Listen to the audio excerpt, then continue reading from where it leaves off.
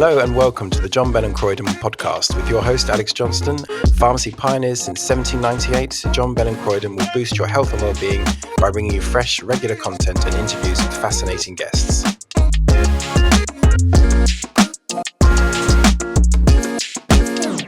And welcome again to the John Bell and Croyden podcast. And today I'm very happy to welcome my guest, Billy Boulos, who is the co-founder of LifeJacket Skin Protection.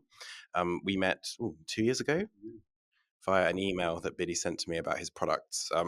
I was really impressed by the ethos and narrative and history behind how you came to create your brand. So as SPF is always a hot topic this time of year, I thought it'd be good fun to get you in and to talk about all things skin protection. Well, thanks for having me. I actually stalked you on LinkedIn. I walked past John Bell and Croyden all my life. I live quite close. I had an office near you, and I just walked past every day and thought, I love this place. I've been coming all my life. So I went on LinkedIn, found your name, and sent you a box. And then you kindly emailed me back, which was amazing. Well, it's rare that I do, so don't get any ideas, anyone else. So SPF, very close to my heart in terms of something that we talk about constantly within the skincare world. But I know that you and your co-founder came to begin this company, this brand, through a more tragic circumstance. Yeah, tragic. Everyone's fine, fortunately now. But when maybe 10 years ago, when we were starting, I had 4 or 5 friends who had different forms of cancer. Jono, actually, one of the co-founders, and his brother is the other co-founder. But Jono had colon cancer. And one day he was getting treatment and we were sitting down and we found out that skin cancer is the most common cancer in the world. It's 90% preventable, melanoma is 86, 87% preventable. And it's doubled in the UK and in a lot of countries over the last 20 years and is forecast to double again over the next 20 years. So we just thought, why don't we do something, Jono, get better, and then let's try and do something with a bit of a purpose or a mission, so our mission is to stop people getting skin cancer by, I guess, making great products, first of all, but also trying to educate people. We think of our job as a bit like the government did in the 80s with smoking. It's going to take us 10, 20 years to just explain that you need to wear SPF every day. And it's just a good way to protect yourself.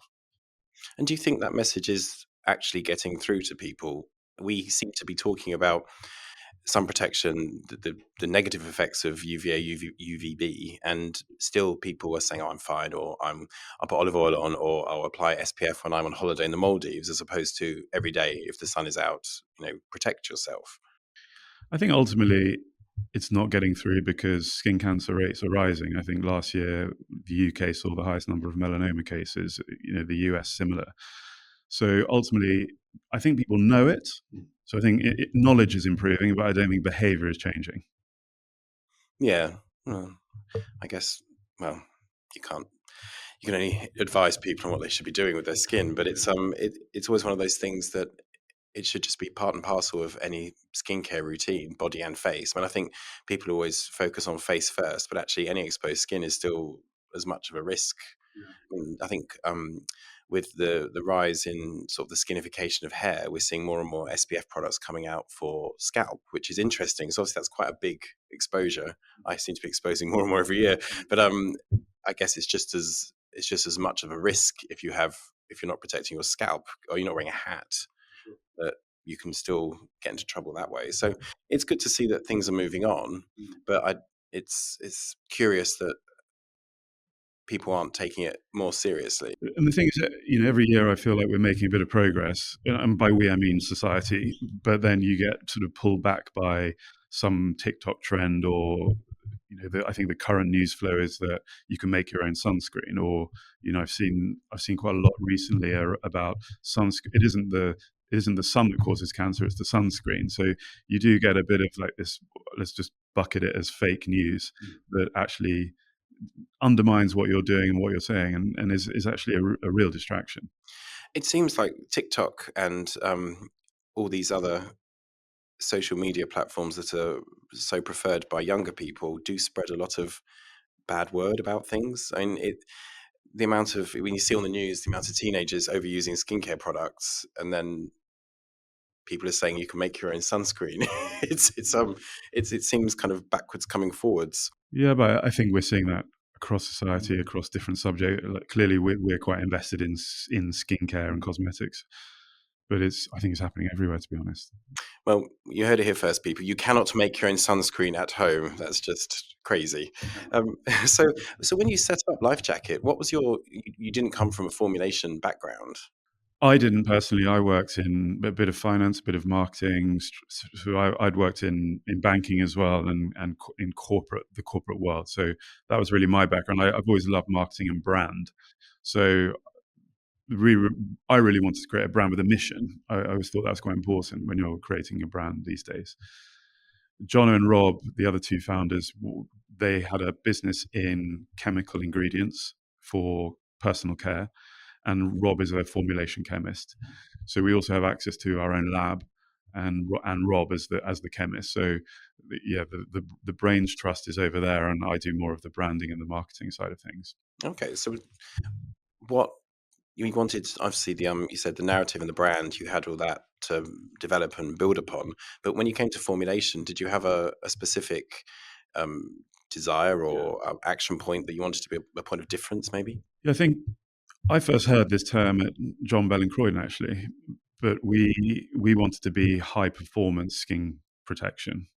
That was really our objective. And like if I've got 10 seconds with somebody and someone says, "What do you do?" or "What is LifeJacket?"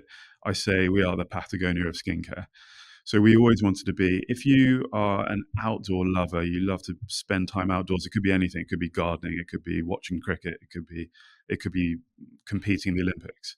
We want to make sure that you protect your skin. We think that skincare or skin protection is an important piece of your kit.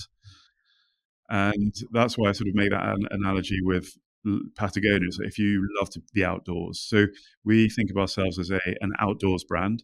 We think of ourselves as kit, and we think it's really important that you protect yourself when you're outdoors. So to answer the question, high performance was something that we really were formulating for. We wanted to make sure when you use the product, it didn't get, it wasn't sticky. It was really non-greasy. It didn't. It was as close to one swipe as possible. We didn't want you to have to work really hard to get it in. We wanted it to be really lightweight, because we were three guys actually who created the brand, and we all hate putting stuff on our skin. I don't know about you, but we don't particularly love. We have a slightly different. We also have body hair, and so we had a slightly different approach than say some of the pharmaceutical or cosmetics brands that you see making SPF. So it takes it out of the beauty routine plane and puts it into they say kit. So hence your delivery method. So the stick applicator, which is great for kids, stick in their bag and then get it on quickly. So in terms of the way the product is formulated, it's using physical. We use everything actually. So we acknowledge, and a lot of brands do this. They recognize that different strokes for different, what's the expression? Yeah. And so not everyone likes a chemical sunscreen. Some people only want a mineral sunscreen. I'd say our core product is our daily moisturizer. We think it's really important that we talked about it earlier, 2 for 1, that you moisturize in the morning with SPF. If you're going to moisturize, why not have SPF in it? So that encourages everyday protection. That's I'd say our core product. That is a combination of chemical and physical sunscreen or UV filters. We make a stick that's pure mineral. We have sunscreens that are just chemical. So we really mix it up so that people actually are getting what they want, the experience they want, the format they want, whether it's a stick, a spray, and to be honest, we're not unique in this. All brands do this. And so I was working on an article for another magazine looking at SPF, and SPF, well, it's not SPF because it's sun protection clothing. So something that I was only sort of vaguely aware of. But so how does it, because you have the clothing within the LifeJacket range, but how does it filter out the UV? What's in it that does that? So ultraviolet protection factor is the measure for fabric. So how much of fabric can absorb UV light the rating is UPF, it's called. and the maximum a fabric can be rated is 50 plus, and it does it. So denim, as an example, would be, you can't say more than 50 plus, but would be, I think, UPF 3000. And if you think about it, denim is so tightly weaved, it's so thick, just nothing can get through. Light just can't go through it. Whereas in contrast, say linen, which is very loose fabric, loose weave, it's thin, light can just pass through. It's like a matrix. So a weave is just a matrix of threads or yarn. And so if light can go through, then light can go through, especially UVA. So a cotton white T-shirt is typically the equivalent of SPF 3 or 5, between 3 and 5. So the way UPF fabrics work is a combination of things. Some companies chemically treat the fabric so that the chemicals absorb the UV light. The problem with that is it washes out, or if it gets wet, so the UPF degrades over time. Some companies use fabrics that are so tightly woven, a bit like denim, so light just can't pass through. Or they use, for example, we use an ingredient called lysol, which comes from tree bark or animal bark, and it actually absorbs UV light naturally. So there's different ways to do it. But it's a function of the weave of the fabric, how tightly woven it is, so can light pass through, and are there any ingredients in either the yarn, the fabric, or that are attached to the fabric through chemical impregnation that can also supplement that UV absorption. So how would you sort of know the life cycle of the item of clothing then? Has it got so many washes before it's just a T-shirt again? A chemically impregnated one would degrade over time. We don't chemically impregnate because, we've got this ethos of, I said it, Patagonia of skincare or skin protection. We don't want anyone to ever be at risk. Our mission is to stop people getting skin cancer. So we just don't want to find ourselves in a position where somebody has used our product and got skin damage. So not chemically impregnating is important to us. It's a function of how tight the weave is, and the type of yarn we use doesn't let light through, but also absorbs light. And so then you have to do a chemical test. You have to do a test in a laboratory to be able to put UPF 50 plus on the label. And what they do in the lab is they pass UV light through it, and they see what comes out the other side. It's a pretty simple experiment. And so all of our fabrics, every single time we do a new run or a new color or a new style, they have to be retested. And again, I say it, every single brand has to do this to put anything on the shelf. So so the fabrics don't. This might be a stupid question, it probably is, but they don't get hotter as they absorb. Some do, some don't. It depends. Again, we make different styles. So, but we recognise that most people are wearing this outside in the sun. So I'd say there are other brands who do this, like even Under Armour, Nike, Uniqlo even. They're all starting to bring out UPF fabrics or put UPF on the labels. Not always is it 50 plus the maximum, but they are more and more like sports materials, like a Nike Dry Tech fabric. It is a technical piece of wear or fabric. Some are thicker than others. It depends on when you're using it, but we recognize people want. So a rash vest, for example, is very thick, but it's designed to be worn in the sea and keep you warm. So that's thicker than, say, one of our T-shirts that's designed to be worn when running, which is very thin. Okay. So it kind of, if you don't like wearing SPF, then basically wearing the clothing is just as good. I think it's better. I think it's the ultimate. It's like wearing a shield, so nothing comes through. So the problem with SPF or sunscreen is it does wear off. So brands that say 10 hours or all day protection, they can't possibly say that, because it does come off. If you might brush past a bush, or you might jump into the sea, or you might be sweating, or you might be toweling, it comes off. Clothing doesn't come off. It's the ultimate physical protection, just sits there on your skin. So I actually don't love putting stuff on my skin. Sometimes you forget, sometimes it comes off and you burn. Clothing just is always there. It's always on. So I personally love it. No, yeah, I'm with you all the way. It's trying to get every spot of your body with sunscreen is impossible. But if you are using a sunscreen, how often should you be reapplying? mean, we say every 2 to 3 hours. Your listeners are probably quite knowledgeable about this, but everyone has a burn factor. So let's say I would burn without protection in 10 minutes in strong sun. The SPF rating is the length of time you'll be protected against UVB light. So if it's SPF 50 and I have a burn time of 10, you just multiply the two. So I would be protected from UVB for 500 minutes, which is 10 by 50. So I'm protected for 500 minutes, but clearly over time it's going to come off, or I might sweat or towel or whatever, or swim. So we do like to encourage people to reapply every 2 to 3 hours just to be safe. Again, going back to our mission, it's to make sure people don't get skin damage, whether they use our product or anyone else's. So we do think that education of reapplying is important. We do not, as much as we want to be a high performance brand or are a high performance brand, we don't want to encourage people to think that they can use something that lasts all day. Well, the challenge in the skincare industry, though, is that we, as a retailer of skincare, we're telling our customer that they should be applying SPF in the morning when they're getting ready to go to work. But at no point do we say you need to be reapplying again and again. I mean, if you're wearing makeup, I understand some foundations now have SPF in them, and that's obviously a different type of application. So you've got a bit more protection through that. But we're all going around about our merry way, just having slapped on SPF 50 in the morning. But by 11 a.m., if we're outside, then basically we've re-exposed ourselves. Yeah, that's true.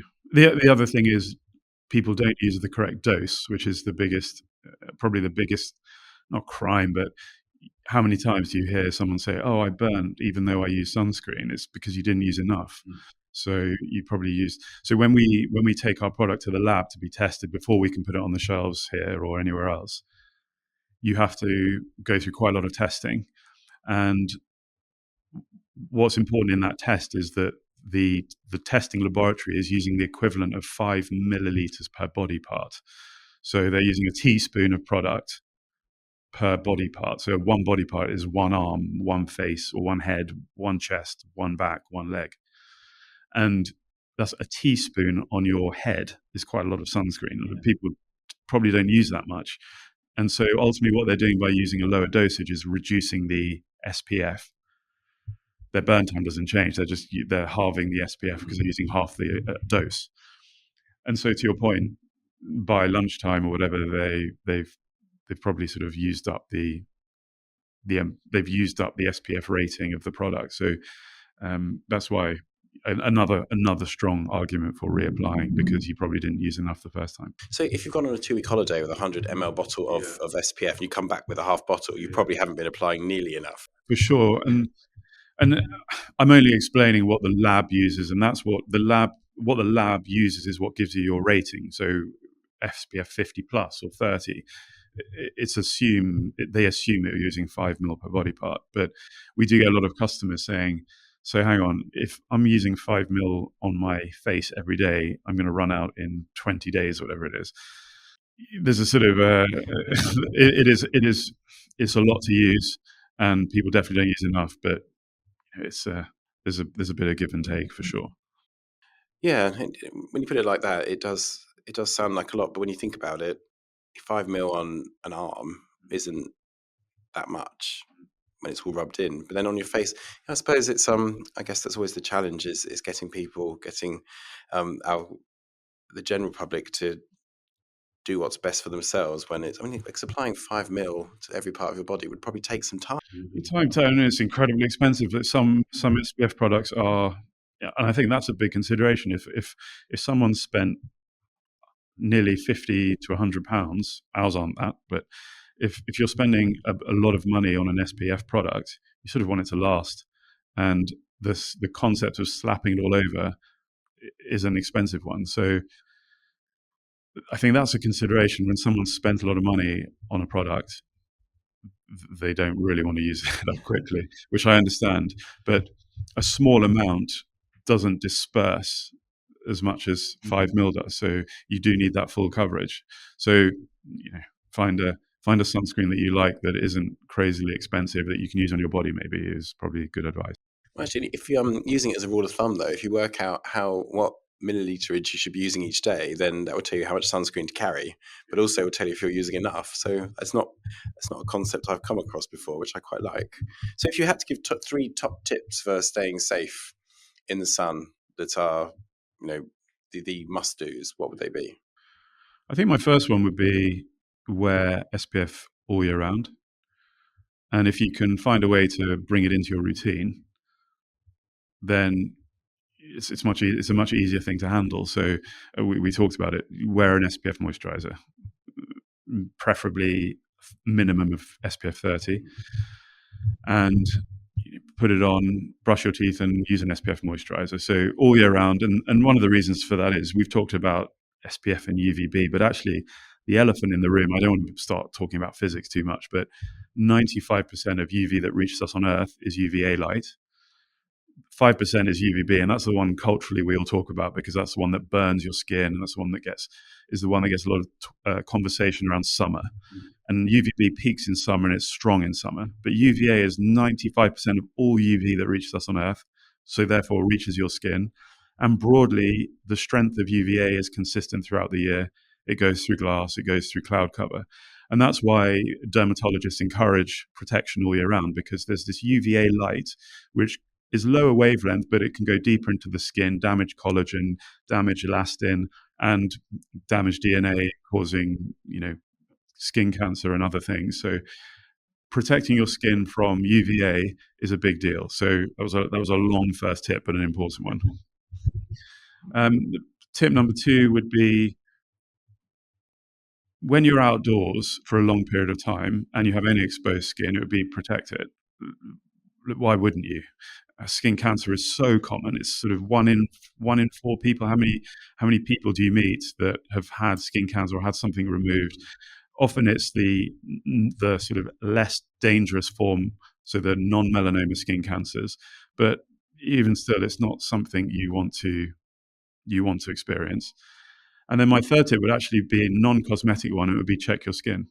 So it'd be check your skin every 2 to 3 months. Just have a look over your skin, see if anything's changed, see if you've spotted something and you think, oh, that's been there a while, or that's changed, or oh, it's started to itch, or whatever it is, just go and get it checked out. And no GP or no dermatologist would say to you, you've wasted my time. That was just a mole or a scratch from your kid. Just get it checked out. I would say, in our experience of doing this, men are particularly bad at this. So women are really good at, generally, real generalization, but women are good at seeing something, checking it out. And men tend to say, oh, life got in the way, I'm busy, I'll leave it, I hope it'll go away. And one of the problems there is that 2 men die of skin cancer for every 1 woman. And that's a big part of that is men don't always protect themselves in the way women do. But also they let skin cancer, they let things on their body happen, become a problem, and they check things too late. So they would be my top 3 tips. So with everything, early detection, always the best way. I have one last question. And it's to do with, just to pick up on what you said about UVA, UVB. Skiing. Now, I've never skied. I will never ski. I'm left-handed. I will fall down. I will die. But I know people who love skiing, and the sun is bright on the mountains. Obviously, it reflects back from the snow and everything, but it's not hot.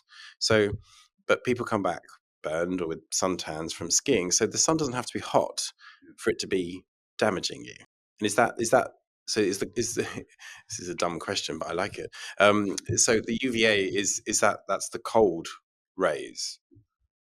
So temperature's irrelevant, I'd say, and it's a good question actually, because it's a real misconception in this country. People think I don't need to wear SPF because until June or July, most people don't even wear SPF in this country. They think it's something I only need to wear when I'm abroad or in a hot country that's close to the equator. But going back to my point about UVA light, 95% of UVA that comes from the sun and reaches us on Earth, touches your skin, is UVA light, and that is a damaging wavelength of light. It doesn't have temperature. It's light. So actually, temperature is completely irrelevant in this discussion. It is just about light. So as long as it's light outside, there is damage. So if you took a newborn child and kept them in a cave for 50 years, their skin would look, I mean, this is a crude experiment, but would look exactly as it does when they were born, because they received no light damage. So UV light, as much as it is the main reason for one of the main causes of skin cancer, is 80% of what causes aging. So, nutrition and diet and genetics play a key role in how the skin ages, but UV light is responsible for 80% of it. So again, that's another argument for wearing SPF every day.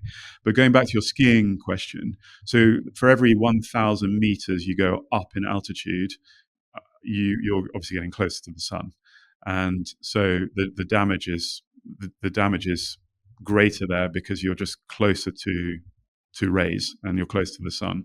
So again, temperature isn't a factor, but it is just this light that can come through clouds. That's the other thing with skiing, is a lot of time you're skiing in cloud cover, and you don't realize that UVA light again can come through clouds. Oh, that's really interesting. It's yeah, I always remember the panda faces of people at school coming back from skiing, and they were like, "Oh, don't wear sun cream because it's cold." You think, well, amazing. Well, so what's next for LifeJacket? What's happening with you? So everything we do is about skin protection. So we'll come up with some new products, always rooted in protection.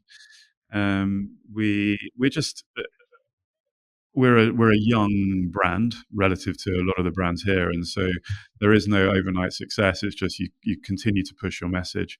We're working more and more with professional sports teams, so a lot of professional sports teams now take our product, buy our product, use our product. So it just that helps cement our message of high performance.